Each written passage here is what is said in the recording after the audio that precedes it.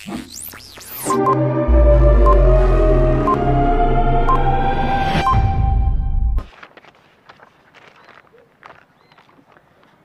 শুনবেন রাত ৩০টের সংবাদ। খবর প্রচারিত হচ্ছে পচাদার কচুবাগান গুতগুতি ইন্দুরমারা সেন্টার থেকে। শুরুতেই শিরোনাম। কাটাখালী বাঁশবাগানে চাউলের খনি। শেখতলা পাগলা ব্রিজের উপর গরুর গাড়ির দুর্ঘটনা। পটলাদার পোষা ইন্দুর গায়ে, মশার সাথে সিএনজির সংঘর্ষ। এখন শুনবেন বিস্তারিত। কাটাখালী বাঁশবাগানে চাউলের খনি। এদিকে কাটাখালী বাঁশবাগানে একটি চাউলের খনি সন্ধান পাওয়া গেছে বলে জানিয়েছে আমাদের স্টাফ রিপোর্টার মদন দা।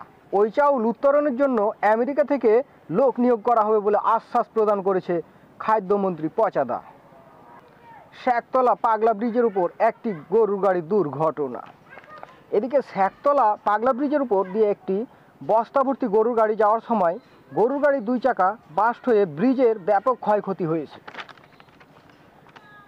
সেতুমন্ত্রী জানিয়েছে এই দুর্ঘটনায় ব্রিজটি ব্যবহারের অযোগ্য হয়ে পড়েছে।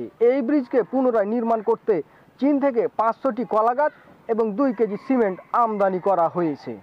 আশা করা যায় এই ব্রিজ গত বছর নির্মাণ হয়ে যাবে এবং পরের বছর থেকে আবার গাড়ি ঘোড়া চলতে পারবে। এদিকে পটলদার পোষা ইন্দুর গায়েব। পটলদার পোষা ইন্দুর আজ সন্ধ্যায় তার বাড়ি থেকে হারিয়ে গেছে বলে জানা গেছে। এই ইন্দুর কে বা কারা নিয়ে গেছে এখনও জানা যায়নি। যদি এই ইন্দুর কেউ ফিরিয়ে দিতে পারে, পটলদা তাকে 1 জোড়া ব্যবহৃত স্যান্ডেল উপহার দিবে বলে ঘোষণা করেছে। মশার সাথে সিএনজি সংঘর্ষ। এদিকে ঢাকা মহাসড়ক দিয়ে একটি সিএনজি যাচ্ছিল। ওই সময় একটি মশার সাথে সিএনজির সংঘর্ষে ওই মশার কিছু না হলেও সিএনজির চালক অজ্ঞান হয়ে যায়। সিএনজি চালককে সুস্থ করার জন্য তাকে কেওড়াতলা পাঠানো হয়েছে। সবশেষে আবহাওয়া। গত 50 দিনে সূর্যবেটাকে একদিনও দেখা যায়নি। এই বছরে শীতের প্রকোপে কুদ্দুস মিয়ার 5টি পোষা কুত্তা মারা গেছে বলে জানিয়েছে আমাদের স্টাফ রিপোর্টার। এদিকে পচাদা এই শীতে যে তার পুকুরে নেমে গোসল করে বেঁচে ফিরতে পারবে, পচাদা তার সুন্দরী মেয়ের সাথে তার বিয়ে দিবে বলে ঘোষণা করেছে।